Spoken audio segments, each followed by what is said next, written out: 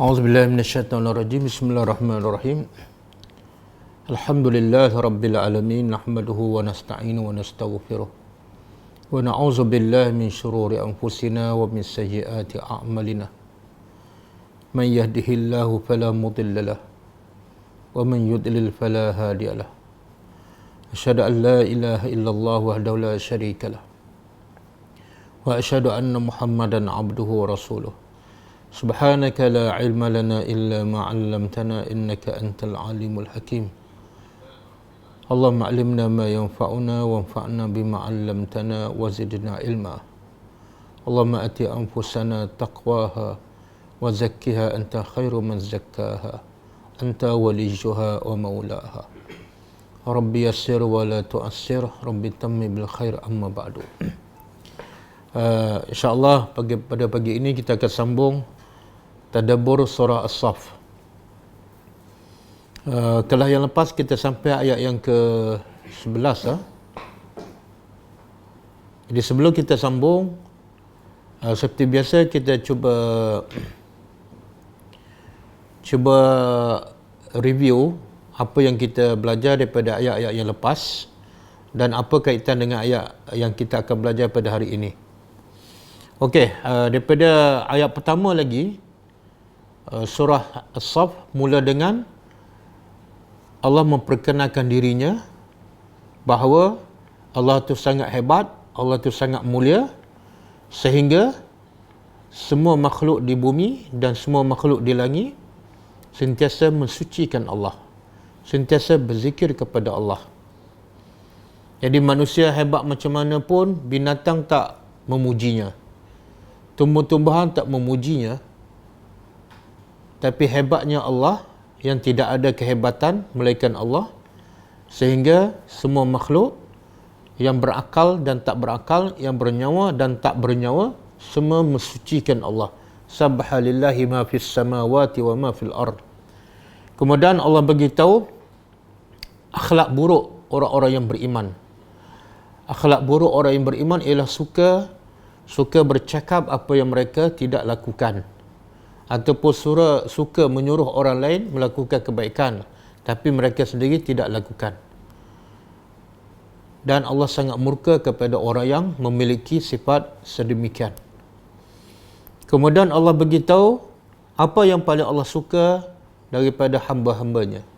Yang paling Allah suka ialah manusia sentiasa berjihad pada jalan Allah, berjihad dengan hartanya, dengan jiwa raganya, untuk meninggikan agama Allah Subhanahu wa taala. Dan mereka pula berjihad secara tersusun seperti satu bangunan yang kukuh, ka'annahum bunyanun marsus. Kemudian Allah cerita pula tentang contoh-contoh manusia yang berjihad pada jalan Allah, manusia yang melakukan amalan yang paling Allah suka, iaitu di kalangan para nabi, bermula daripada kisah Nabi Musa AS dan kemudian kisah Nabi Isa AS.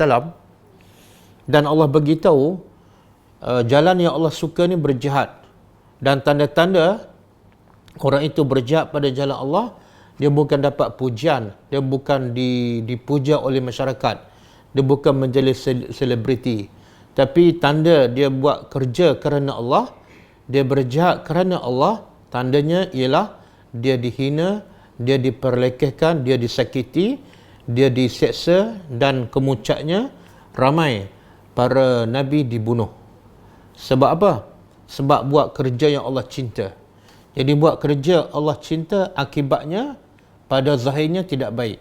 Disakiti, dihalau, dimaki, diazab, dan kemuncaknya dibunuh.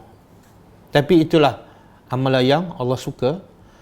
Kemudian Allah beritahu lagi usaha orang kafir untuk memadamkan cahaya Allah yang tidak mungkin akan berlaku. Sehingga Allah gambarkan, Allah buat contoh perumpamaan usaha orang kafir untuk menghancurkan Islam, usaha orang munafik untuk merosakkan Islam daripada dalam, seumpama usaha memadamkan cahaya matahari dengan mulut mereka. Itu adalah satu perkara yang mustahil. Maksudnya berita gembira untuk orang beriman. Islam akan tetap menang, Islam akan tetap di atas.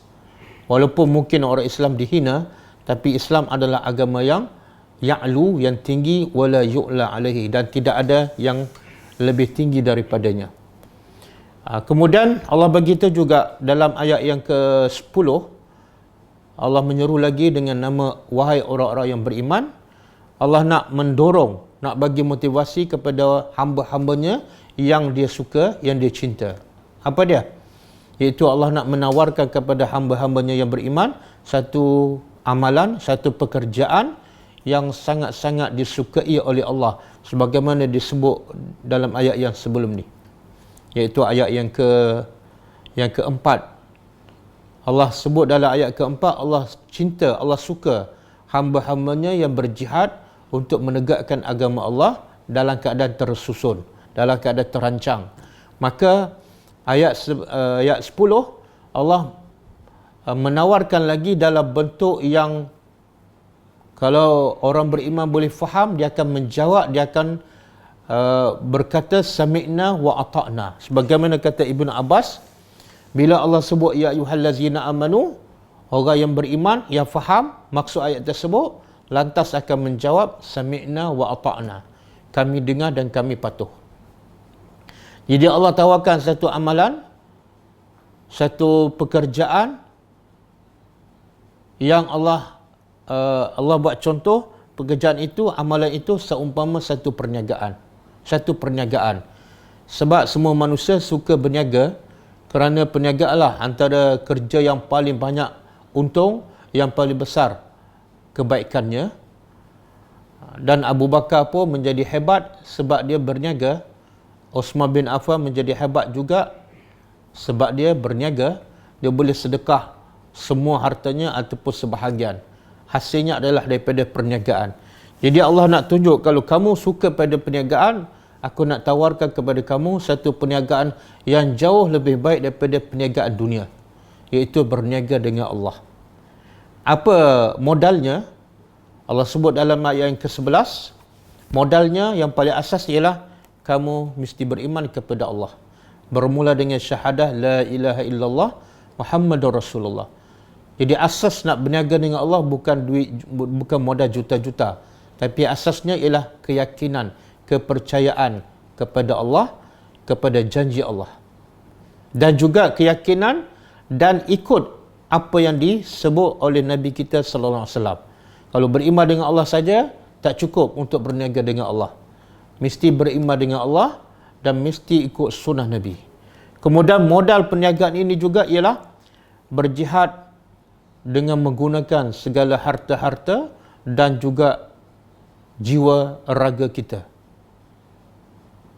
Allah sebut harta, saya sebut yang dalam kelas yang lepas, kenapa Allah sebut harta dahulu daripada jiwa ataupun nyawa, sedangkan nyawa tu lagi mahal daripada harta. Ada pendapat ulama mengatakan sebab Allah mulakan benda yang kurang berat dibanding dengan antara harta dengan nyawa. Nyawa lebih berat, jadi Allah mulakan dengan benda yang lebih ringan supaya manusia tak rasa berat untuk berjihad. Kalau terus Allah kata berjihad dengan korbankan nyawa, maka mungkin itu satu bebanan kepada manusia. Dan juga kata ulama, Allah mulakan dengan harta sebab nak berjihad, nak berperang mesti ada persiapan, dan persiapan yang paling besar ialah dengan duit, harta. Persiapan tentera, persiapan untuk beli senjata, persiapan untuk beli kenderaan, semuanya bermula dengan amwal, harta. Maka Allah mula dengan harta. Tanpa harta tidak ada persiapan untuk berperang. Okey, kemudian hujung ayat 11 Allah kata itulah yang lebih baik bagi kamu sekiranya kamu mengetahui. Apa itu yang lebih baik itu? Berniaga dengan Allah, iaitu berjihad. Saya dah sebut dalam kelas yang lepas, bila sebut berjihad tidak mestinya berperang. Bila sebut berjihad, dia lebih luas daripada qital. Kalau qital spesifik kepada berperang dengan senjata. Tapi kalau sebut jihad, dia lagi luas daripada qital. Jadi kalau jihad, dia termasuk qital, berperang dengan senjata. Dia termasuk berdakwah dengan lisan, dengan hujah. Termasuklah berdakwah dengan fikiran kita, dengan ilmu kita. Termasuklah kita bagi masa, kita bagi tenaga kita. Maka ia termasuk semua dalam konteks berjihad pada jalan Allah. Okey, Allah kata berniaga dengan Allah dengan mengorbankan harta, dengan mengorbankan nyawa kita adalah khairul lakum, lebih baik bagi kamu. In kuntum ta'lamun, sekiranya kamu tahu. Okey. Apa yang lebih baik? Kita nak tahu apa yang lebih baik. Kalau kita kata kita nak tawarkan perniagaan pada seseorang, orang tengah berniaga.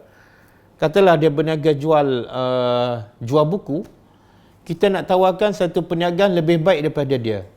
Kita kata perniagaan yang saya nak tawarkan lebih baik daripada perniagaan kamu. Maka kita kena bagi tahu apa yang lebih baik tu. Kalau kamu untung 1,000 sebulan, perniagaan saya untung 10,000, biar jelas. Dan ada bukti-buktinya, barulah akan boleh meyakinkan dia dan dia boleh join dengan kita. Tapi kalau tak jelas apa yang lebih baik, maka tak ada siapa yang akan terima tawaran kita. Tak ada siapa yang akan join perniagaan kita. Kalau yang kita tawarkan tak jelas apa yang lebih baik.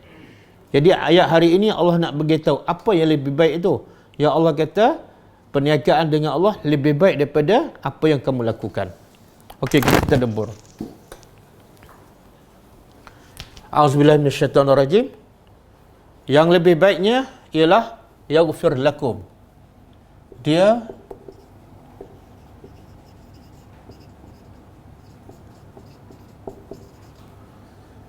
mengampunkan bagi kamu zunubakum.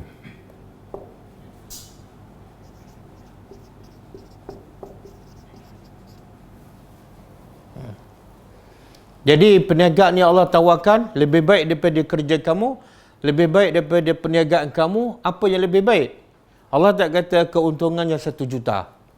Allah tak kata keuntungannya dapat banglo mewah di Putrajaya. Tak. Allah tak kata kamu akan dapat jawatan CEO dalam satu syarikat yang besar. Tak. Yang Allah sebut yang lebih baik tu ialah keampunan. Jadi yang lebih baik tu,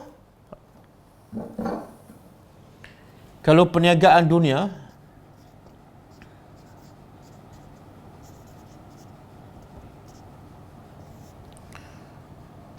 untung 1 juta. Perniagaan dengan Allah, untung keampunan.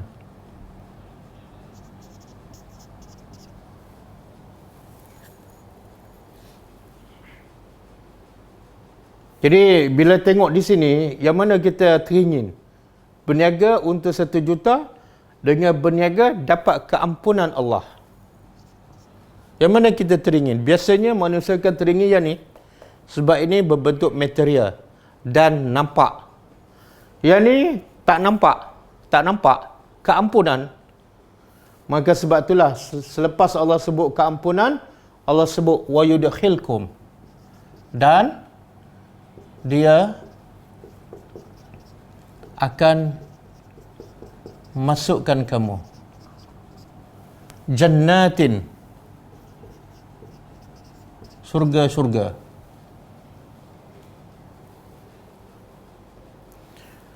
Jadi lepas keampunan ni dapat apa? Ini yang pertama. Satu, keampunan. Yang kedua, surga. Keuntungan dunia pertama, contohlah. Kalau 1 juta kan. Kalau keuntungan berniaga dengan Allah, pertama dapat keampunan. Nampak macam tak ada apa. Tapi sebenarnya, selepas keampunan, terus Allah beritahu masuk syurga. Jadi bila Allah bagi syurga, 1 juta ni tak ada nilai. 1 juta ni tak ada nilai langsung. Kalau banding dengan keampunan, mungkin awak tak nampak. Tapi bila banding dengan syurga, 1 juta tak ada nilai langsung. Bahkan letaklah sini 100 juta. Pun sebenarnya tak ada nilai. Kenapa tak ada nilai? Sebab dunia ni di sisi Allah bukan harga dia 1 juta, bukan harga 100 juta, tapi harga dia tak sama dengan satu sayap nyamuk. Nabi sebut dalam satu hadis, kalau dunia ni, semua dunia daripada mula dunia dicipta sampai hancur.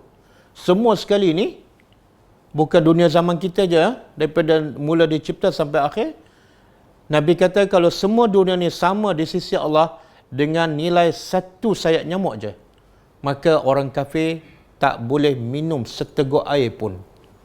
Tapi sekarang orang kafir boleh minum, boleh makan, boleh berseronok, boleh bermewah daripada dunia. Sebab apa Allah bagi? Sebab dunia tak ada nilai. Kalau saya bagi sayap nyamuk pada pelajar, satu lori percuma, tak ada siapa nak pun. Maka begitulah nilai dunia. Bukan satu lori sayap nyamuk. Satu sayap nyamuk pun banding dengan dunia, sayap nyamuk lebih mahal daripada dunia.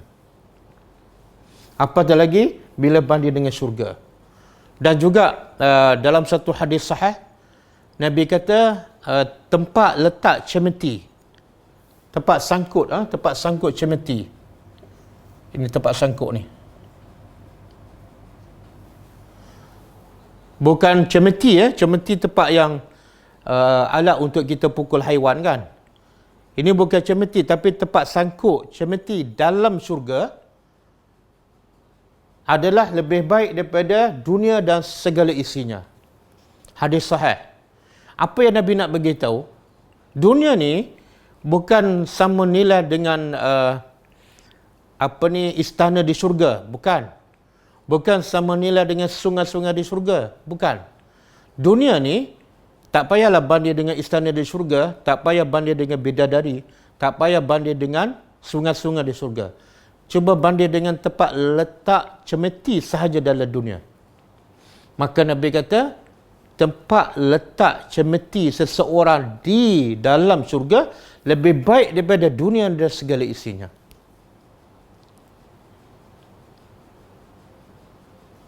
Jadi bila kita faham nilai syurga dibanding dengan nilai dunia, tapi kita berlomba lagi nak kejar dunia, nak berniaga dengan dunia, maka kita memang hati dah tertutup ataupun hati dah keras.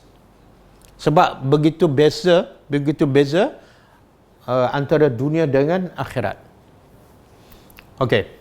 Kemudian kalau berniaga kat dunia, katalah dapat 100 juta. Kalau ke akhirat, pertama dapat keampunan. Lepas dapat keampunan, dapat syurga. Lepas syurga apa dia? Lepas syurga, rehat selama-lamanya. Tapi kalau berniaga kat dunia, walaupun dapat 100 juta, agak-agak lepas tu dapat rehat tak? Tak. Lepas dapat 100 juta, penat. Letih. Takut. Risau, tamak. Semakin dapat banyak, semakin tamak. Semakin tamak, semakin jiwa tak tenang. Semakin takut, takut hilang, takut kena rompak, takut tak cukup. Dan penat, letih. Lagi banyak kita kejar dunia, lagi kita penat. Jadi sangat berbeza berniaga dengan Allah. Pertama dapat keampunan, yang kedua syurga, dan bila masuk syurga dia rehat selama-lamanya, tidak akan mati. Dan kemuncak berniaga di akhir di dunia ialah kemuncaknya apa? Tinggal semua. Dah penat dapat 100 juta, penat, letih, takut, risau, akhirnya tinggal. Yang ni pula kemuncaknya kekal selama-lamanya. Jadi Allah nak bagi gambaran. Sebab tu daripada awal lagi ayat, Allah guna perkataan hal adullukum. Wahai orang beriman, nak tak aku nak tunjuk pada kamu berniaga satu perniagaan yang keuntungannya keampunan, selamat daripada azab Allah, dapat syurga dan rehat selama-lamanya. Nak tak? Sepatut kalau kita orang beriman, kita tak menunggu masa, kita tak ambil masa yang lama untuk menjawab, untuk menyahut pertanyaan Allah. Naam, sekarang juga aku nak berniaga dengan engkau, ya Allah. Cuba bayangkan, kita tengah miskin, tiba-tiba ada orang yang kaya, yang pemurah, nak tawarkan satu perniagaan pada kita, yang keuntungannya dapat 50,000 setiap bulan. Modalnya dia bagi. Kita pula dalam kesusahan, keuntungan 50,000 sebulan, agak-agak kita ambil masa tak untuk menerima tawaran dia? Kalau kita ambil masa, kita bodoh. Kalau kita ambil masa untuk menjawab, untuk menerima tawaran orang kaya tu, yang keuntungan baru 50,000 sebulan, kalau kita ambil masa, kita bodoh. Jadi kalau manusia yang tawarkan yang keuntungan baru 50,000 sebulan, kita dah cepat-cepat menyahut dan menerima, maka macam mana bila Allah yang tawarkan, pemilik langit dan bumi, yang tawarkan kita buat tak tahu je. Kita buat dono je. Kita baca ayat ni berapa puluh kali dah. Tapi kita tak menyahut dan kita tak respon.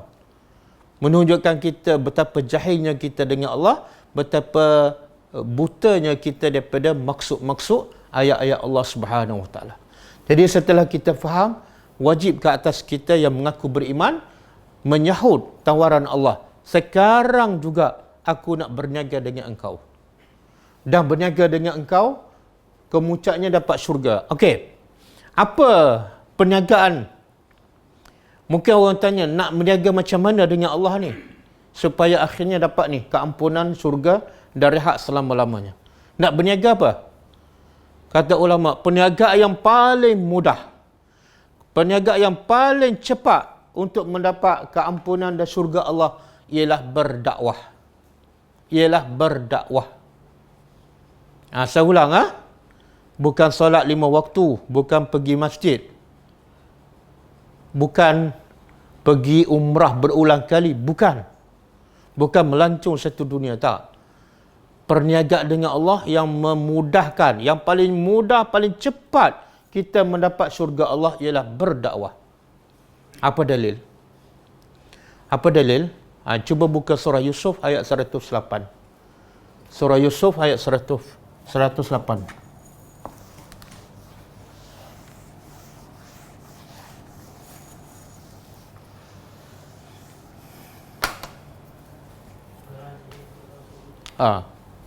Qul hazihi sabili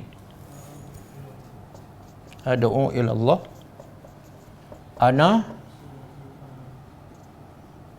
ad'u ila Allah ala basirah ana wa man ittaba'ani.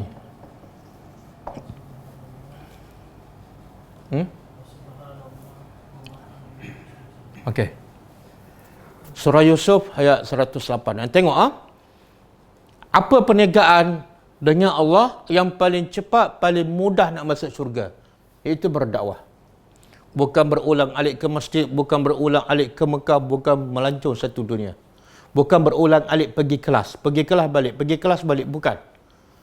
Perniagaan dengan Allah yang paling mudah menyampaikan kita ke syurga ialah berdakwah. Dalilnya Allah berfirman dalam surah Yusuf, Allah kata, Qul, katalah wahai Muhammad, hazihi sabili, ini jalanku. Allah suruh Nabi beritahu kita semua kepada umatnya, ini jalan aku, ini jalan aku. Sabil, satu, mufrad. Makna jalan Allah, jalan Rasul satu je, bukan dua, bukan tiga. Kalau jamak, kalau banyak, subul. Bila sebut sabil, makna satu jalan. Maknanya tidak ada jalan kedua, tidak ada jalan ketiga. Apa dah jalan aku ni? Kata Nabi, ad'u ilallah. Aku mengajak manusia kepada Allah. Inilah dakwah. Aku mengajak manusia kepada Allah ala basirah. Berdasarkan basirah ni mana? Keterangan. Berdasarkan dalil yang nyata dan jelas. Dan tidak ada dalil yang nyata dan jelas untuk mengajak manusia kepada Allah melainkan Quran dan hadis. Kalau kata-kata manusia, pandangan manusia tak jelas, kadang-kadang mengelirukan, kadang-kadang bercanggah, maka basirah di sini ialah Quran dan hadis. Siapa yang buat kerja dakwah ni? Siapa yang ikut jalan aku yang satu ni? Siapa? Ana wa manittaba'ani. Aku dan orang yang ikut aku. Ayat ni mungkin kita biasa dengar, mungkin kita biasa tadabbur. Tapi setakat mana penghayatan maksud ayat ni dalam kehidupan kita? Apa kita buat untuk mendapat ni yang Allah sebut dalam ayat ni? Apa kita buat? Jadi orang yang mengaku ikut Nabi ni, wa manittaba'ani, orang yang ikut aku siapa ni? Apa tanda orang tu ikut Nabi? Apa tanda manusia tu ikut Nabi? Adakah dia tak baca Yasin malam Jumaat? Bukan. Adakah dia tak bertahlil? Bukan. Adakah dia tak bertalqin? Bukan. Itu terlalu kecil. Tanda yang paling besar manusia ikut Nabi ialah dia buat kerja dakwah. Jadi saya nak ingatkan, kadang-kadang orang ni fanatik kepada, contohlah sunnah Nabi. Tapi dia sempitkan sunnah Nabi hanya cara solat Nabi, cara wuduk Nabi, cara zikir Nabi, cara haji Nabi, cara umrah Nabi, tapi dia tak buat kerja dakwah. Sebenarnya dia belum mengikuti Nabi. Sebab Nabi sebut secara jelas, yang buat kerja dakwah, mengajak orang kepada Allah. Mengajak orang kepada Allah ialah orang yang ikut aku. Jadi, kalau dia ikut aku, dia kena buat kerja aku. Kalau dia tak buat kerja aku, dia bukan manittaba'ani. Okey? Jadi ayat ni cukup jelas. Orang yang paling berjaya berniaga dengan Allah, Nabi. Orang yang paling berjaya berniaga dengan Allah, Nabi. Orang yang pertama berjaya mendapat syurga, Nabi. Orang yang paling tinggi dalam syurga, Nabi. Apa kerja Nabi? Apa perniagaan Nabi? Dakwah. Dakwah. Jadi jangan tak berdakwah, jangan belajar sampai mati.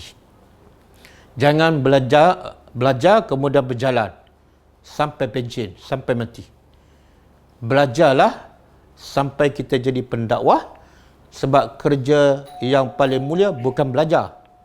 Belajar hanya sebagai asas, sebagai alat untuk menjadikan kita orang mulia, iaitu kita akhirnya berdakwah.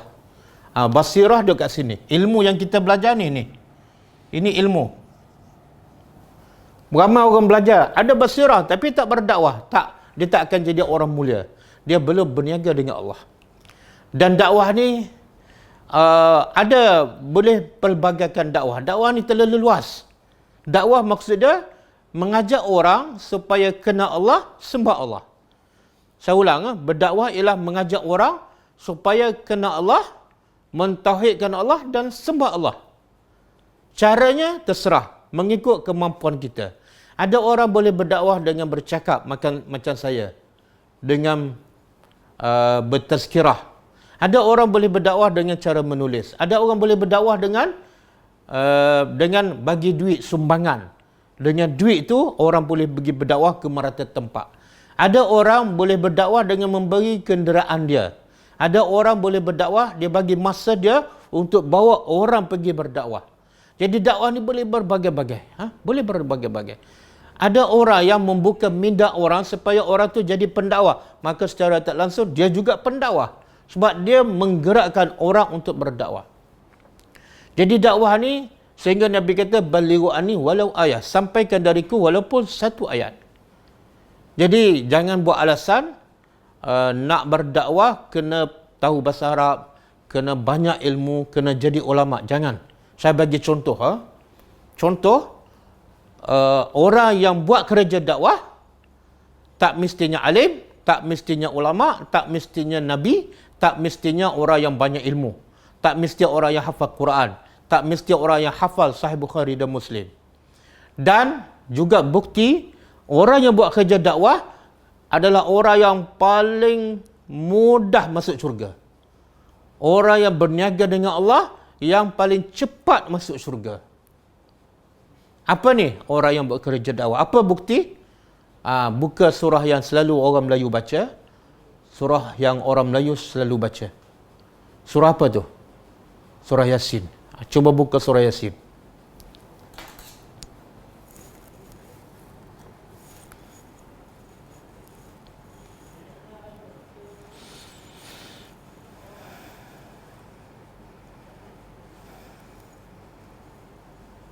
Ayat 20.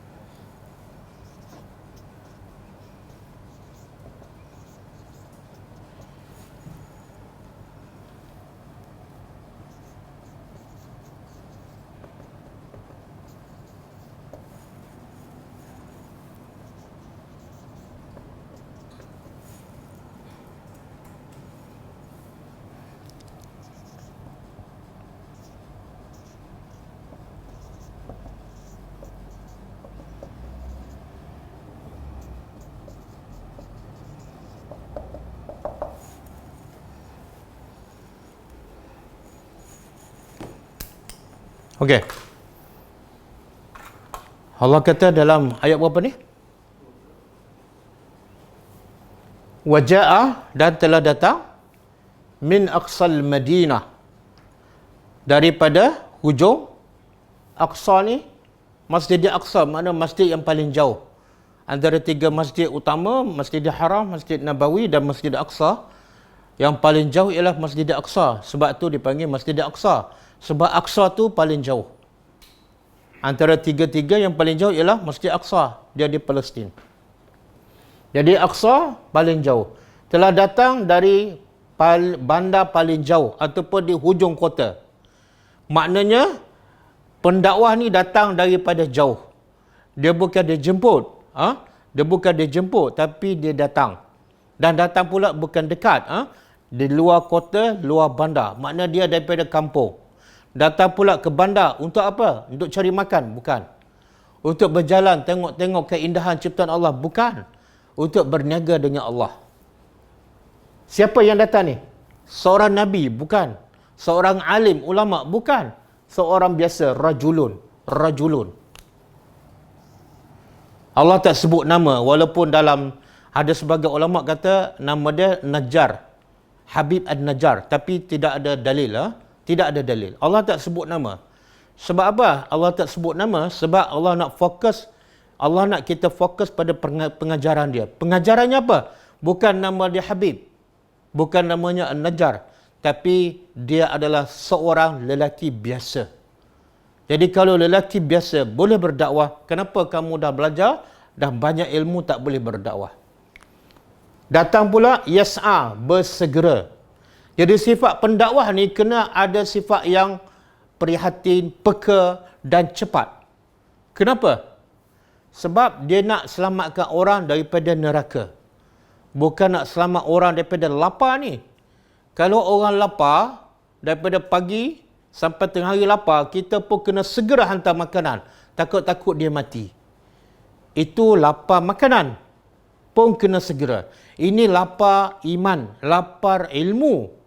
Yang boleh selamatkannya bukan daripada kematian, tapi boleh selamatkannya daripada neraka. Lagi 10 kali kena segera. Jadi ramai NGO buat apa ni? NGO kebajikan. Bagi makanan, bagi pakaian, bagi beras, bagi minyak. Tapi tak berdakwah. Kalau mereka perlukan makanan, maka iman dan ilmu mereka lagi-lagi perlukan. Jadi lelaki ini datang daripada hujung kota, yas'a, bersegera. Apa lelaki ini buat? Berdakwah. Qala ya qaumi. Kata lelaki ini, wahai kaum aku, ittabi'u. Ittabi'u al-mursalin. Ikutlah para rasul. Mesej dakwahnya simple aja. Jangan ikut aku. Jangan ikut dakwah aku. Jangan ikut kumpulan aku. Jangan ikut mazhab aku. Ikut para rasul. Mesej dakwah mesti jelas. Apa dia? Ikut rasul. Sebab rasul saja membawa kita kepada Allah. Kalau ikut ulama, belum tentu. Sebab ulama berbagai pandangan.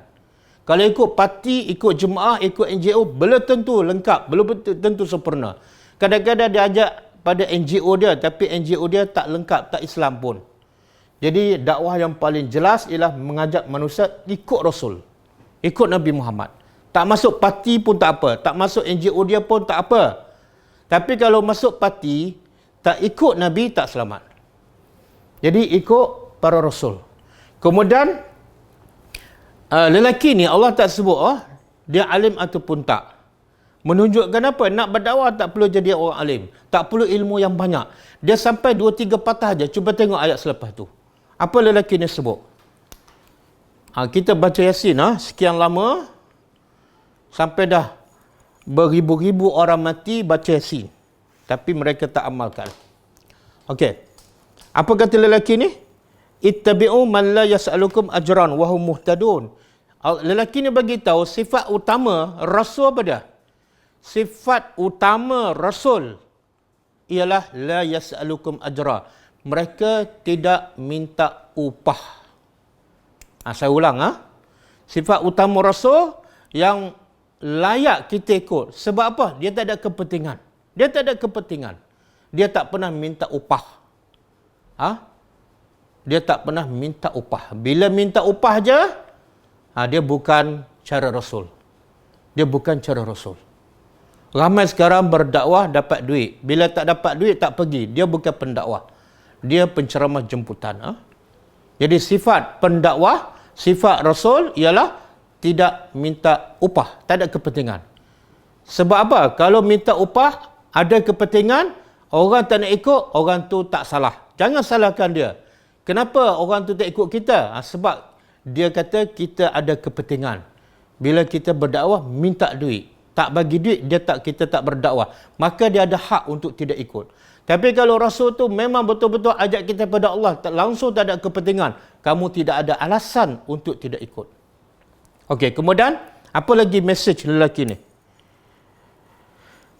Wama liyalah, kenapa saya nak sebut ni supaya kita jelas, jangan rasa berdakwah tu mesti ada ilmu banyak, mesti bagi ceramah 1 jam, 2 jam, mesti bagi seminar, forum perdana. Tak.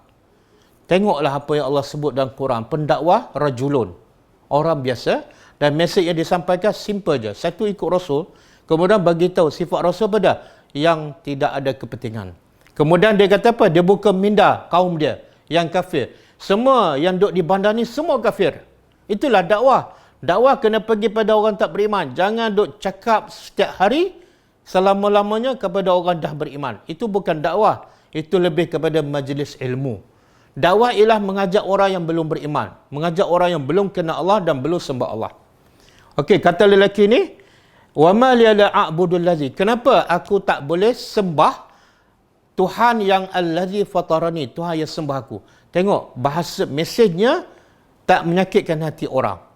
Walaupun mesejnya nak berdakwah dan nak buka minda, tapi tak menyakitkan hati mad'u.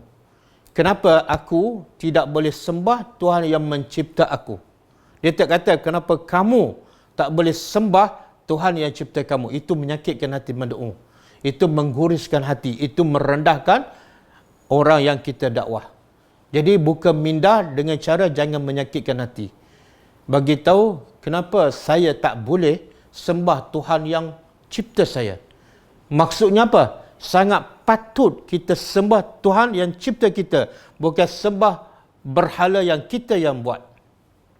Kemudian kata lelaki ni lagi, a'attakhizu mindu, dan kepadanya kamu semua akan kembali. Kepada Allah kamu semua akan kembali. Jadi lagi patut kamu sembah dia. Pertama, dia cipta kamu. Yang kedua, bila mati dia, semua balik pada dia. Lagi patut kamu sembah dia sahaja. Kemudian seterusnya kata lelaki ini, a'attakhizu min dunihi, adakah patut aku ambil selain pada Tuhan yang cipta aku tu, dan aku akan kembali kepadanya, aku ambil Tuhan lain untuk menyembahnya, dan sekiranya Tuhan yang cipta aku nak bagi memudarat kepadaku.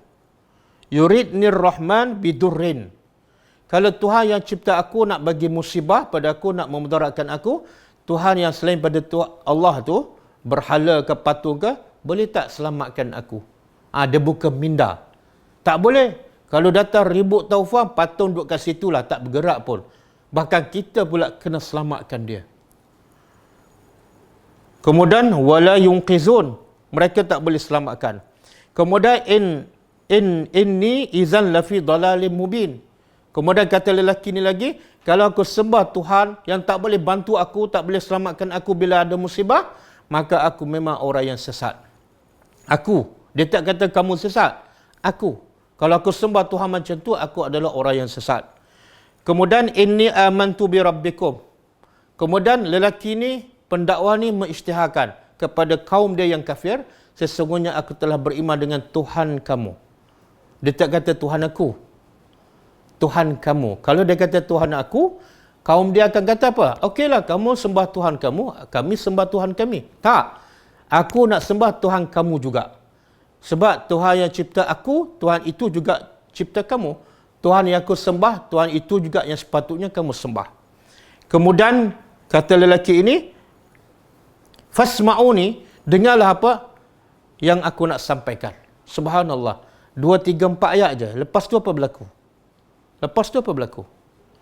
Dalam tafsir disebut, kaum dia yang kafir ni, kaum dia yang kafir, tangkap dia, Dan ada dalam tafsir mengatakan pijak perut dia, pijak perut pendakwah ni sampai terkeluar usus perutnya daripada dubur. Pijak perut sampai terkeluar usus perutnya daripada dubur. Dan akhirnya dia mati. Lepas mati Allah kata apa? Lepas mati Allah kata wa qila dakhulil jannah. Wa qila dakhuli al-jannah.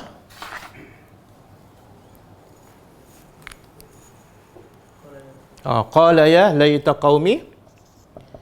Qala ya laita qaumi ya'lamuna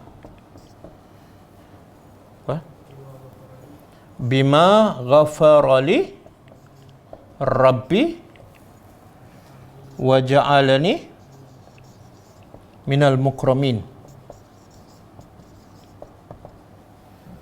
Tengok tadi saya nak begitu apa?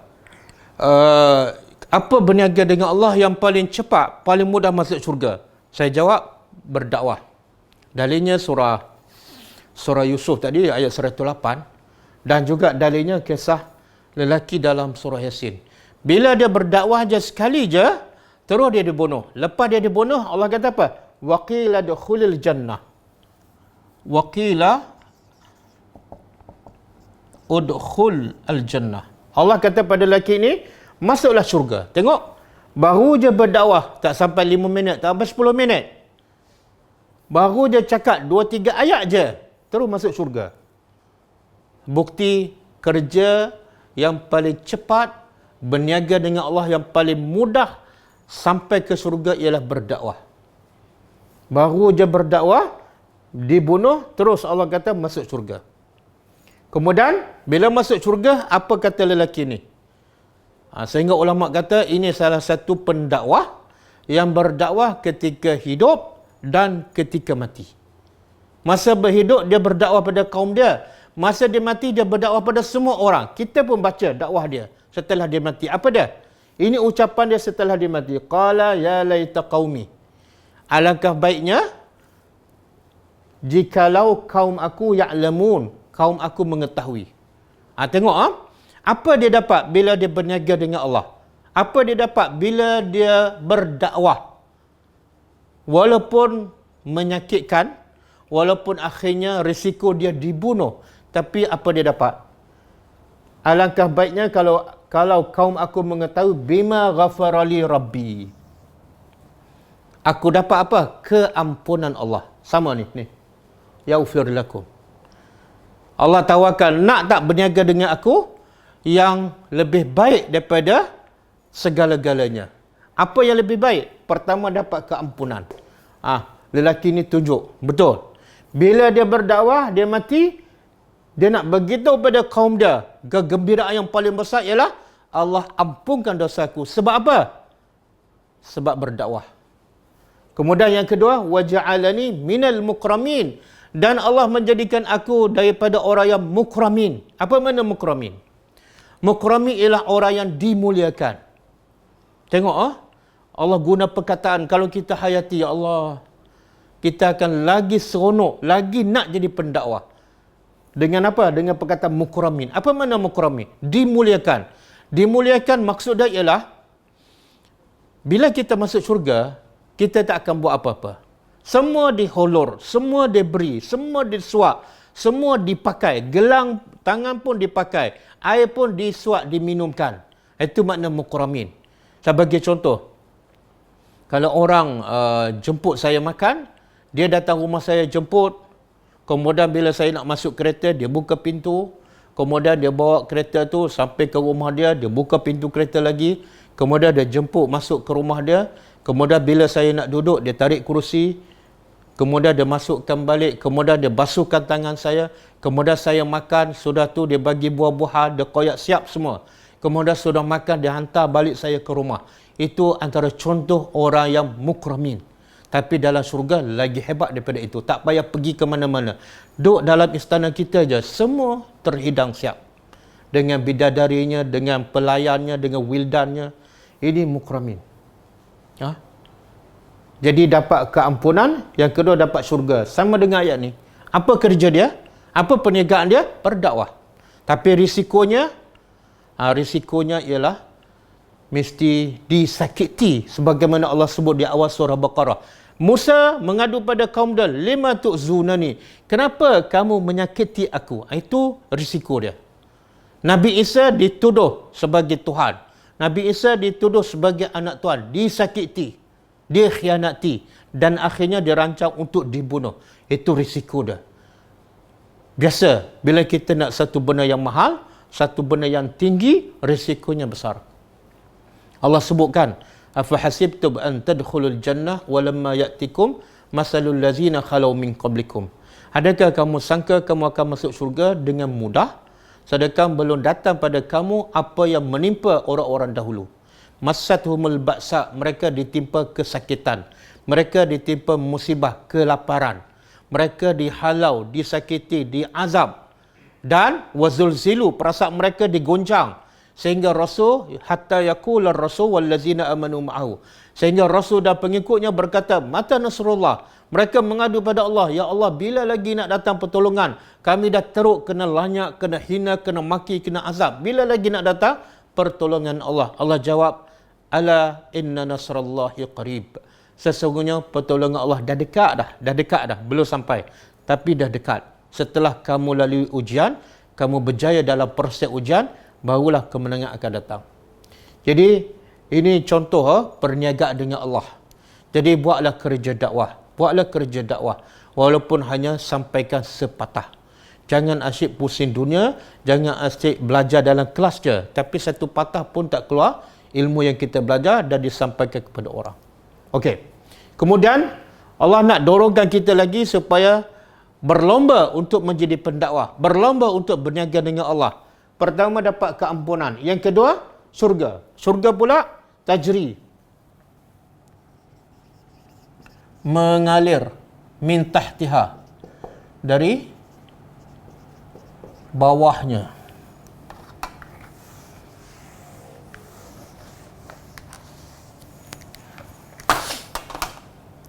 Mengalir bawahnya anhar, sungai-sungai. Sungai-sungai pula ada 4. Allah sebut dalam surah Muhammad. Kita kena tahu, bila Allah sebut benda itu penting, sebab dia boleh mendorong untuk kita terus berlomba, berniaga dengan Allah dan jadi pendakwah. Sungai itu 4 kan, satu madu. Yang kedua, arak. Yang ketiga, susu. Yang keempat, air yang diproses yang tidak akan keruh. Susu yang kita minum hari ini diperah daripada binatang. Tapi susu di sungai dalam surga bukan diperah daripada binatang. Madu yang kita minum hari ini daripada labah-labah, daripada madu tualang kan. Tapi madu dalam surga bukan daripada lebah-lebah, tapi madu yang khas diproses dalam surga. Arak yang kita minum kat dunia memabukkan, memeningkan dan menyebabkan manusia hilang akal. Tapi arak dalam surga lazzatan lisyaribin, sangat lazat untuk orang yang meminum, tidak memening dan tidak menghilangkan akal. Jadi saya nak tanya, ada tak perniagaan kat dunia? Dapat keuntungan istana yang besar yang ada mengalir sungai di bawahnya, 4 jenis sungai. Ada tak? Perniagaan apa tu? Tak ada. Yang ada mengalir longkan najis, yang ada mengalir parit-parit, bukan 4 jenis sungai. Jadi amat bodoh manusia tidak ingin untuk berniaga dengan Allah. Dan amat bodoh manusia terlepas berniaga dengan Allah hanya kerana nak berniaga dengan manusia, dengan dunia yang keuntungannya akhirnya habis. Okey, kemudian apa lagi? Satu, keampunan. Yang kedua, surga. Yang ketiga, sungai-sungai. Dan sungai ni mengalir bawah pokok. Ada pendapat sungai mengalir bawah istana. Dua, satu bawah pokok-pokok depan istana. Yang kedua, sungai mengalir bawah istana. Kemudian yang keempat, yang Allah nak tawarkan, wa masakina, dan tempat-tempat yang tayyibah, baik.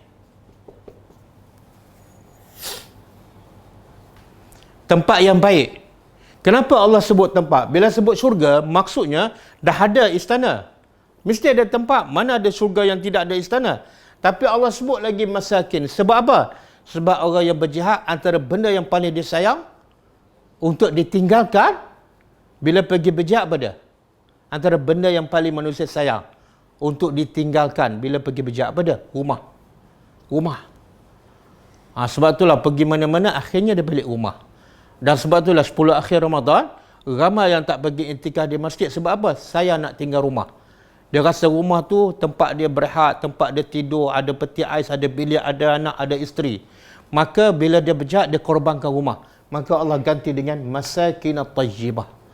Dan kita tahu dalam hadis Nabi kata, istana-istana di surga sama ada daripada emas, semuanya emas. Lantai emas, bumbung emas, pintu emas, batang pokok pun emas. Dan ada surga pula semuanya daripada perak. Mejanya emas, pintunya emas, dindingnya emas, bumbungnya emas, perak. Semuanya perak. Jadi ini maksud masakinat tayyibah. Semakin kita tengok rumah kita, kita semakin seronok. Bukan semakin boring. Tak sama dengan rumah kat dunia. Rumah kat dunia mula-mula seronok. Mula-mula kita jaga. Tapi lepas 10 tahun, lepas 20 tahun, kita dah boring dengan rumah tu. Kalau boleh nak pindah rumah lain. Kadang-kadang rumah besar, lepas tu boring nak duduk rumah yang lebih kecil. Tapi tak akan berlaku di syurga. Rumah kita, istana kita, dia sentiasa berubah menjadi lebih baik. Pandangannya, susun aturnya, sentiasa berubah. Sehingga kita tak akan boring. Bahkan Allah sebut dalam surah Al-Kahfi, Allah kata apa? La yabghuna anha hiwala. Di akhir surah Al-Kahfi, Allah kata bila orang masuk syurga Firdaus, la yabghuna, mereka tidak ingin daripada tempat kediaman mereka, daripada syurga mereka, hiwala, berpindah. Itu nikmat tu, nikmat. Kat dunia ni, hebat macam mana rumah kita, besar macam mana, selesa macam mana pun, dia akan boring satu masa. Sebab tu bila cuti sekolah, dia pergi tempat lain. Kadang-kadang pergi duduk atas lantai, atas tanah, tepi sungai. Sebab dah boring duduk atas katil. Dah boring duduk atas sofa yang mahal. Tapi di syurga, la yabghuna anha hiwala. Dia tak akan puas, dia tak akan berpindah daripada tempat itu sebab dalam surga sentiasa berubah tempatnya. Dalam surga sentiasa berubah tempatnya. Rupanya, susun aturnya, ya Allah. Bahkan suami kita, anak kita, isteri kita, suami isteri akan sentiasa berubah rupanya. Kalau kita keluar rumah, rupa isteri dah cantik. Bila balik, lagi cantik. Suami kita bila keluar rumah, cantik, handsome. Balik rumah, lagi handsome. Semakin handsome, semakin cantik. Sehingga mereka kalau tak nak lagi pindah tempat lain. Ini maksud juga, wa masakinat tayyibah. Kemudian, fi jannati adnin, dalam surga. Surga. Allah sebut syurga, jamak. Itu pun ada maksud. Allah nak bagi tahu. Dalam hadis pun ada sebut. Dalam Quran surah Ar-Rahman pun ada. Waliman khafa maqama rabbih jannatani. Bagi orang yang takut pada Allah, ada dua syurga. Dan ayat lain pula surah Ar-Rahman, wa min dunihima jannatani. Selain pada dua, ada dua lagi. Jadi ada setengah ulama kata setiap orang ada 4 syurga. Ada satu kisah berlaku zaman Nabi dalam hadis sahih. Seorang ibu, seorang sahabiat nama dia Ummu Harisah. Ini kisah ni ingat sampai bila-bila. Sebab dia boleh memandu, mendorong kita untuk sentiasa berlomba untuk jadi pendakwah. Anak dia Harisah. Anak dia nama dia Harisah, lelaki. Dia masih remaja. Jadi bila berlaku peperangan Badar, dia pergi berperang. Tapi orang kafir panah dia sebelum dia masuk medan perang. Jadi dia pun mati sebelum berperang dalam peperangan Badar. Jadi bila dah balik semua rombongan daripada peperangan Badar, Ummu Harisah tengok, ada tak anak dia? Tengok-tengok tak ada. Jadi pun dia tanya Rasulullah, ya Rasulullah, Di mana Harisah? Rasulullah bagi tahu dia telah mati. Maka diberitahu pada Ummu Harisah, anak dia Harisah mati sebelum peperangan Badar. Maka dia pun takut. Sebab bila mati sebelum peperangan, mungkin dia bukan mati syahid. Dia pun tanya soalan pada Rasulullah. Ya Rasulullah, anak aku ni di syurga ke di neraka? Kalau di neraka, aku nak berdoa habis-habisan pada Allah supaya Allah ampunkan dosa dia. Tengok, seorang ibu takut. Walaupun anak dia dah pergi berjihad, cuma mati bukan dalam peperangan, tapi masih takut anak dia mati dan masuk neraka. Maka Nabi jawab, Ya Ummu Harisah, anak kamu bukan dalam syurga, tapi anak kamu Harisah fil jinan, dalam syurga. Hadis sahih. Berita gembira, pergi berperang mati bukan dapat satu syurga tapi jinan. Jadi ada maksud di sini Allah sebut dalam bentuk jamak. Orang yang berjihad, orang yang berdakwah, orang yang berniaga dengan Allah, dia akan dapat syurga-syurga adnin yang kekal. Zalikal fawzul azim, itulah al-fawzul azim, kejayaan. Al-fawzu, kejayaan. Al-azim, yang besar, yang agung. Tengok, kadang-kadang kita rasa kita kat dunia dah berjaya. Anak pun berjaya, semua masuk universiti, semua bekerja hebat. Kita pun jadi pegang jawatan besar, rumah pun besar, duduk di tempat selesa. Kita rasa kita berjaya. Sebenarnya Allah kata, kamu belum berjaya.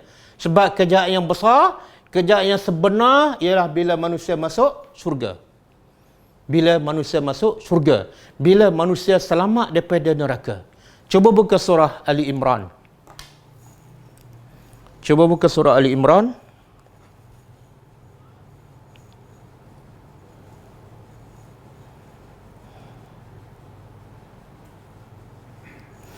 Ayat 185.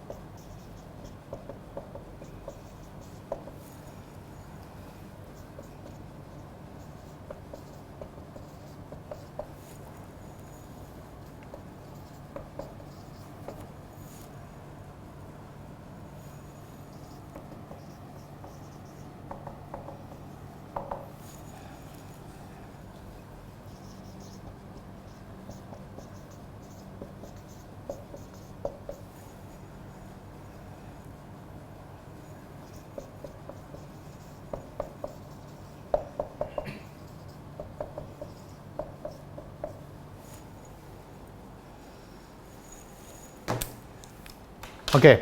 Kemudian Allah beritahu surah Ali Imran ayat 185. Kullu nafsin za'iqatul maut. Setiap jiwa za'iqatul maut, akan merasai kematian. Dengar wahai orang yang beriman.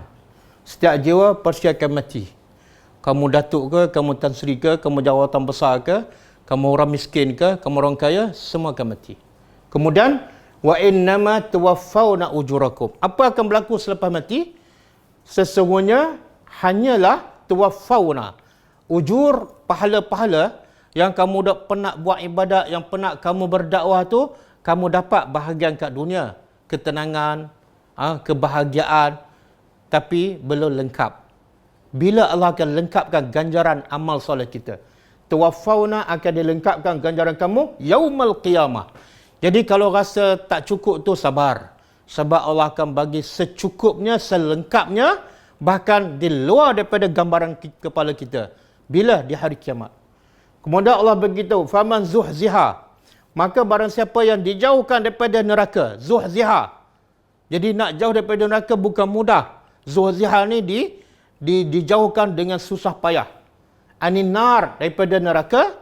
Wa udkhilal jannah, kemudian dia dimasukkan, masuk syurga dengan rahmat Allah, ke dalam syurga. Faqad faz, barulah dia sebenarnya faz.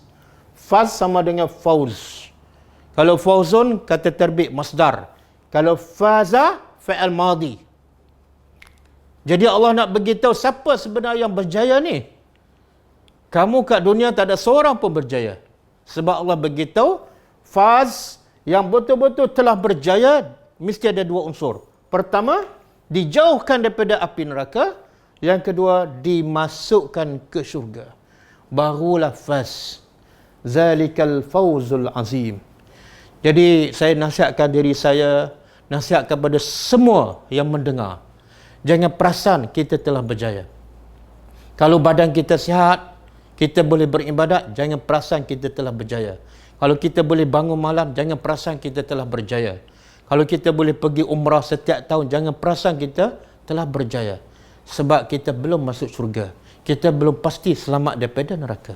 Kejayaan yang sebenar ialah setelah selamat daripada neraka dan masuk syurga, dan jalan pintas, jalan mudah, jalan dekat untuk berjaya di akhirat ialah berdakwah.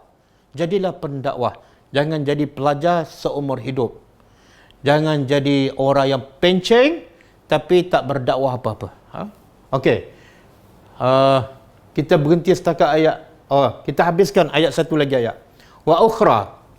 Tengok Allah yang mencipta manusia. Allah tahu perasaan manusia. Ya Allah cerita ni, berniaga dengan Allah, keuntungan di mana? Di akhirat.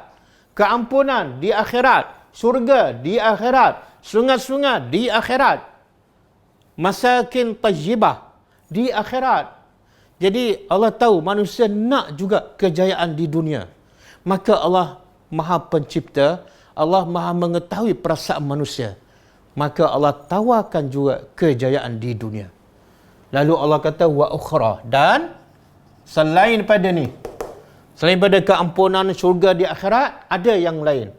Wa ukhra, dan yang lain ialah yang pasti kamu suka, tuhibbunaha. Kamu suka, kamu cinta. Yang satu ni yang aku nak sebut ni pun kamu suka. Yang di akhirat besok kamu dah suka, tapi yang ni pun kamu suka, kamu nak aku tahu. Maka Allah janjikan nasrum minallah, pertolongan ataupun kemenangan dari Allah. Jadi kat dunia, mungkin sahabat ada tanya, ya Rasulullah, macam mana kat dunia pula? Takkan asyik kalah aja? Tak, Allah kata nasrun. Mesti ada pertolongan Allah, mesti ada kemenangan daripada Allah. Dan wa fathun qarib, dan fathun, pembukaan. Qarib, yang dekat. Apa maksud dekat ni? Ayat ni, ikut ulama', ayat ni turun sebelum buka kota Mekah. Lebih kurang setahun. Jadi maksud fathun qarib ialah pembukaan kota Mekah yang dekat. Ini berita gembira yang selain daripada di akhirat besok. Syurga di akhirat, keampunan di akhirat. Tapi aku tahu, kamu pun nak juga kemenangan kat dunia. Okey, aku janji, pertama, mesti dapat kemenangan, mesti dapat pertolongan Allah. Dan buktinya, dalam hampir semua peperangan Nabi, Nabi menang. Peperangan Badar, peperangan Uhud, walaupun persaingan pertama kalah, peperangan Khaybar, peperangan Tabuk, peperangan banyak lagi, nasru minallah. Dan sahabat suka. Dan kemuncak kepada kemenangan ialah kota Mekah dibuka. Sebab tu di sini Allah guna perkataan fathun. Yang ni nasrun. Jadi nasr, fathun tu tanda apa? Bila kota Mekah dibuka, itulah kemuncak kepada kemenangan. Makna Nabi dah menguasai tanah Arab. Dan wabasyiril mu'minin. Wahai Muhammad, berilah berita gembira kepada orang beriman. Wabasyir, dan berilah berita gembira.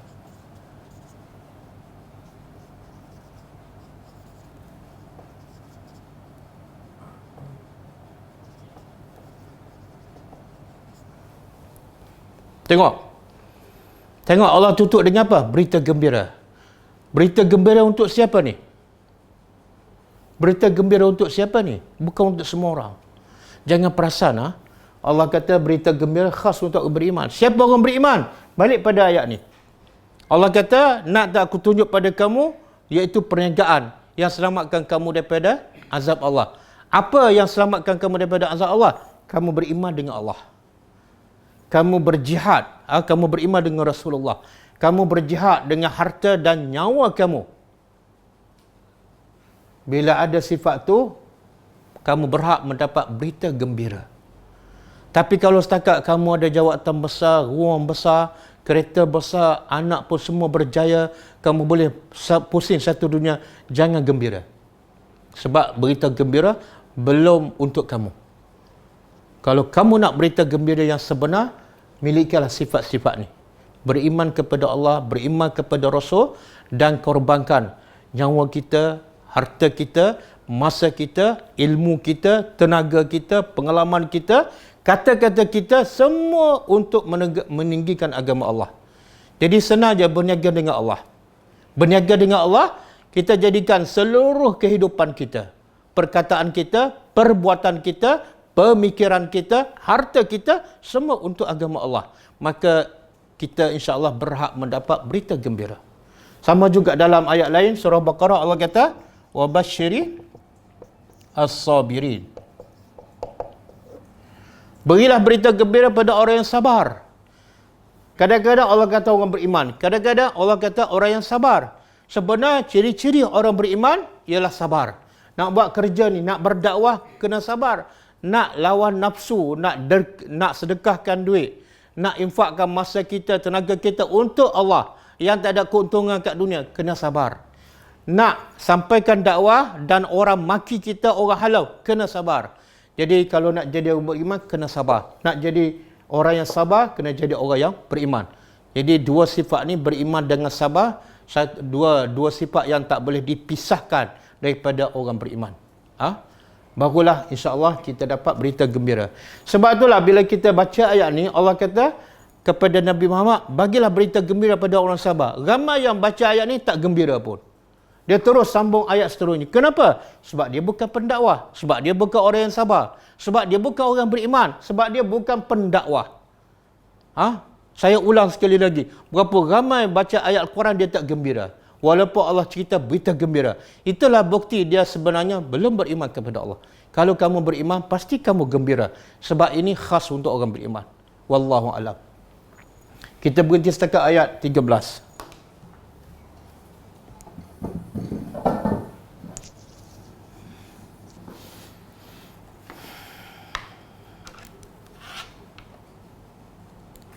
Okey, soalan.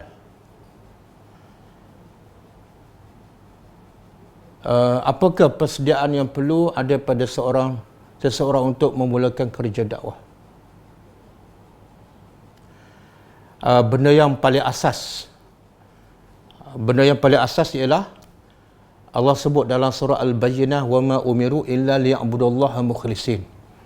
Kamu tidak diperintah melainkan untuk beribadat kepada Allah dengan penuh keikhlasan. Jadi benda yang paling asas, kita kenal siapa diri kita dan kita kenal Allah.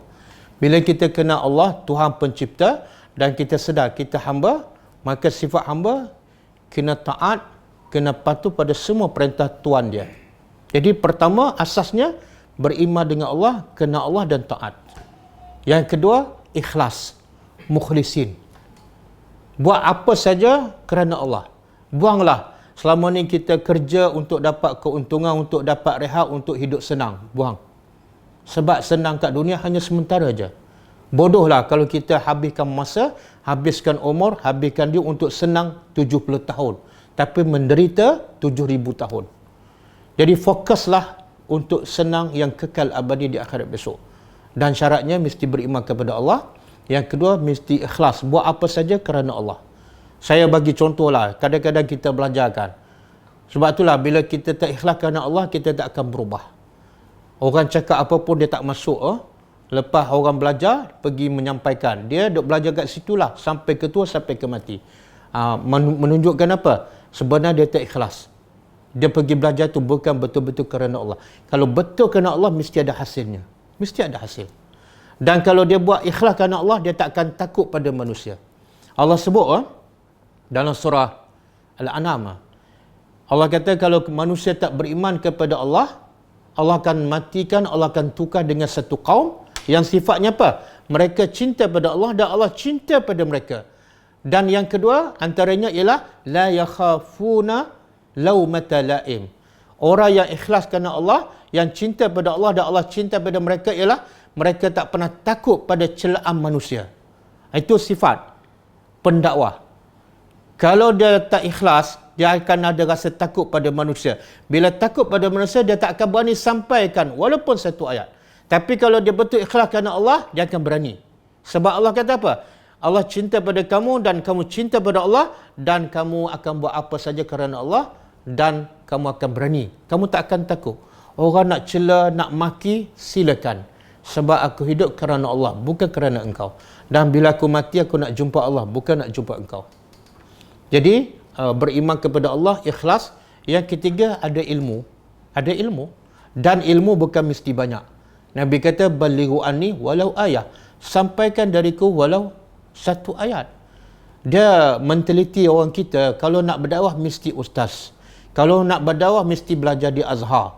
Kalau nak berdakwah mesti tahu bahasa Arab. Itu tidak ada dalil. Buktinya, lelaki dalam surah Yasin Allah kata rajulun. Bukan alim, bukan arabiyun, bukan apa lagi? Bukan ulama, bukan rasul, tapi lelaki biasa. Tapi Allah tempatkan dia di syurga. Mati je terus Allah kata masuk syurga. Hanya seorang lelaki biasa. Wallahu a'lam. Dakwah yang dilakukan kumpulan tabligh itu adakah menepati cara berdakwah?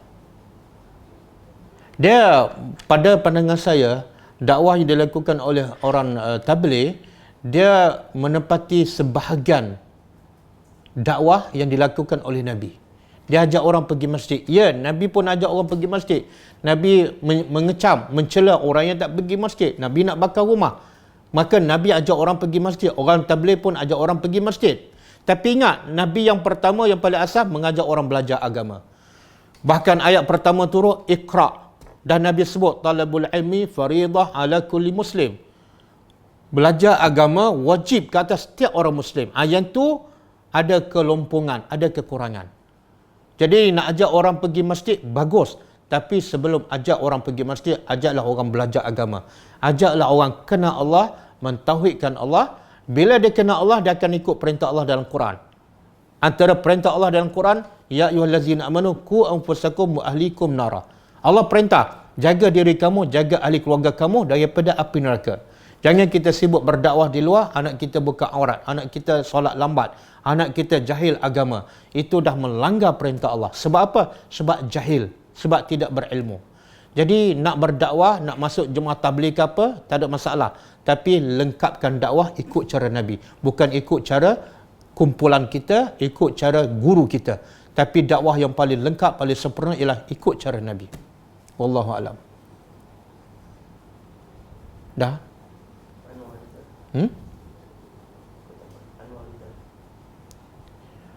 Adakah keutamaan kita untuk berdakwah kepada yang bukan Islam di Malaysia yang mempunyai masyarakat? Tak, keutamaan kita ialah berdakwah kepada mana yang ada peluang, mana yang ada ruang, di situlah dakwah kita. Sebab itulah Nabi berdakwah kepada orang bukan Islam, sebab Nabi duduk di Mekah. Jadi orang yang paling dekat dengan Nabi ketika itu ialah orang Mekah. Dan orang Mekah masa itu orang kafir, non-Muslim. Tapi bila gagal di Mekah, Nabi pergi ke Taif. Yang paling dekat daripada Mekah ialah Taif. Jadi dakwah, keutamaan dakwah ialah kepada orang yang paling dekat pada kita. Sama ada non-Muslim ataupun orang Islam. Berapa ramai yang orang Islam, namanya Islam, tapi tak salat, sama dengan orang kafir. Jadi kalau tanya saya, keutamaan dakwah ialah kepada orang yang jahil agama. Sama ada dia Islam ataupun non-Muslim. Non-Muslim jahil agama, tapi orang Melayu pun ramai lagi yang jahil agama. Bahkan kalau ikut bancian, hampir 80% orang Islam tak solat. Maka mereka yang sepatutnya lagi perlu didakwahkan. Wallahu a'lam. Jika saya tunjukkan akhlak yang baik, walaupun saya tahu cara belum cukup baik, adakah itu? Ya, akhlak yang dakwah yang paling berkesan ialah dakwah bilhal. Tapi dakwah bilhal, sebab itulah ramai yang masuk Islam di zaman Nabi sebab akhlak Nabi. Okey, soalan dia, kalau kita dah tunjuk akhlak yang baik, adakah kita telah berdakwah? Untuk menjawab soalan, saya tanya soalan, adakah betul dah kita berakhlak yang baik? Kalau betul akhlak kita dah baik, akhlak yang baik akan menyentuh hati orang, akan menjadikan orang tertarik dengan kita. Okey, selama kita rasa kita dah berakhlak baik ini, berapa ramai yang tertarik dengan kita? Oh, baguslah kamu, akhlak kamu, boleh tak aku belajar ke, boleh tak bagi panduan? Berapa ramai dah? Kalau belum ada, mungkin kita syok sendirilah. Saya bagi contoh mudah aja. Nabi ni akhlak dia, orang baling batu, Nabi boleh sendiri berdoa. Kita ni, kita rasa kita akhlak baik kan? Kalau orang maki kita, kita boleh tak berdoa baik untuk dia? Tak payahlah orang maki, orang tak senyum pada kita, kita boleh tak senyum? Kalau orang tak senyum pun kita tak senyum, akhlak kita belum baik. Kalau orang maki kita dah pulau dia, akhlak kita belum baik dan kita tak layak jadi pendakwah. Wallahu a'lam. Jika saya dah, bagaimana untuk kerja dakwah bagi seorang perempuan yang berkahwin? Dia soalan ni sebenar, saya susah nak jawab sebab saya bukan perempuan. Sebenarnya bila orang tu ada ilmu, dia akan tahu dengan sendiri bila, di mana dia akan berdakwah, bila dia ada ilmu. Tapi bila dia tak ada ilmu, dia akan sentiasa berdakwah, dia akan sentiasa bertanya, macam mana saya nak berdakwah, kepada siapa saya nak berdakwah, apa yang saya nak mulakan. Bila dia ada ilmu, Allah buka pintu hati dia untuk menyampaikan dakwah bila-bila masa dan di mana-mana sahaja. Jadi insya-Allah belajarlah cara berdakwah yang paling asas daripada Al-Quran. Tengok lelaki berdakwah ni, dia pergi pada siapa? Kepada orang di bandar. Sebab dia nampak orang di bandar tu semuanya kafir. Jadi tengoklah mana ada peluang, mana ada ruang, dan ikut kemampuan kita. Tapi yang paling penting, yang paling asas, akhlak kita kena yang terbaik. Nombor satu. Jangan akhlak kita buruk, kita pun berdakwah, maka akan memburukkan nama Islam dan menjadi penghalang untuk orang terima dakwah kita. Apakah makna dakwah? Dakwah ialah mengajak. Dakwah ialah mengajak ataupun menyeru. Ad'u ilallah. Aku ajak manusia kepada Allah. Dakwah makna mengajak. Dan dakwah Islam ialah mengajak orang kepada Allah. Jelas dalam surah Yusuf tadi. Ad'u ilallah. Dakwah yang betul mengajak orang kepada Allah. Bukan mengajak pada aku, bukan mengajak pada parti, bukan mengajak pada tok guru, bukan mengajak pada mazhab. Dakwah mesti mengajak pada Allah. Jadi tak mesti duduk dalam parti, tak mesti duduk dalam jemaah nak berdakwah. Yang penting orang tu kenal Allah, orang tu sembah Allah. Wallahu a'lam. Tak dakwah kepada semua orang. Kadang-kadang orang beriman pun lupa kita dakwahkan dia. Kadang-kadang orang nampak beriman, jaga solat, tutup aurat, belajar, tapi tak berdakwah. Kita dakwah juga pada dia. Maka itu jugalah dakwah. Bagaimana dengan orang yang menyampaikan kebenaran kepada orang yang telah beriman? Sebagai peringatan, subhanallah. Banyak Allah sebut, ya ayyuhallazina amanu aminu. Wahai orang beriman, hendaklah kamu beriman. Kenapa Allah panggil orang beriman, tapi Allah suruh beriman? Bukankah bila panggil orang beriman, makna dia telah beriman? Itu menunjukkan orang beriman pun perlu didakwahkan. Sebab iman tu turun naik, yazidu wa yanqus. Iman tu tak istiqamah. Jadi orang beriman pun kena didakwahkan. Bahkan Nabi Yusuf AS, Nabi Yusuf dia Nabi, tapi dia tetap berdoa. Anta waliyyi fid dunya, tawaffani musliman. Ya Allah, engkau adalah pelindungku di dunia dan matilah aku dalam Islam. Itu dia minta supaya Allah tetapkan imannya sampai saat dia mati. Menunjukkan apa?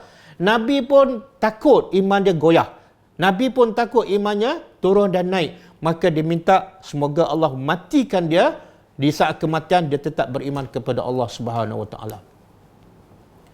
Disebabkan COVID-19, ada jarak 1 meter antara jemaah dalam saf. Adakah ini dikira bid'ah? Tidak dikira bid'ah. Bukan dikira bid'ah. Ini dikira sebab darurah.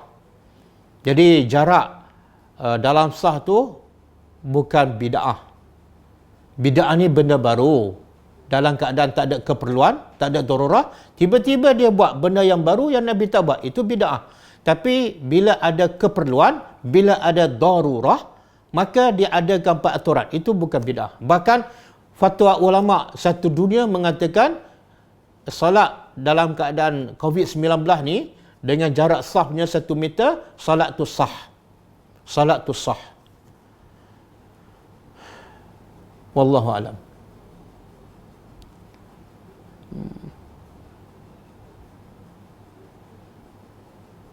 Dah. Adakah termasuk dakwah bila kita mengajar? Ya, termasuk dakwah. Nabi kata, ajarlah anak kamu salat ketika berumur 7 tahun.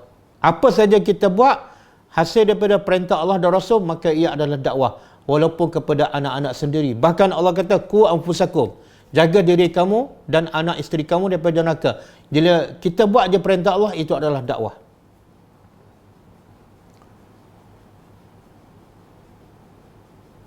Cukup tak kita berdakwah untuk anak-anak saja? Tak cukup. Sebab Nabi kata, kuntum khaira ummatin, kamu adalah umat terbaik, ta'muruna bil ma'ruf, kamu sentiasa menyuruh orang buat benda yang ma'ruf wa tanhauna 'anil munkar. Orang tu siapa? Bukan anak je. Begitu juga nasihat Luqman kepada anaknya. Nasihat Luqman pada anaknya apa dia? Ya bunayya aqimis salah, wahai anakku dirikan salat. Lepas tu wa'mur bil ma'ruf, suruh orang lain buat ma'ruf. Dan wanha 'anil munkar, dan laranglah orang lain daripada buat yang munkar. Wasbir 'ala ma asabak, dan sabarlah di atas apa yang menimpa kamu. Jadi Luqman pun ajar anak dia supaya jangan solat saja, tapi pergi berdakwah pada orang lain. Jadi kita pun tak cukup dakwah pada anak kita, kena berdakwah juga kepada orang lain. Kalau kita berdakwah pada anak kita saja, kepada keluarga kita saja, dan di luar sana semua dah rosak, anak kita pun akan terkesan. Anak kita pun akan terkesan. Bahkan dalam Al-Quran Allah melaknat Bani Israel sebab tidak mencegah kemungkaran di luar sana. Wallahu a'lam.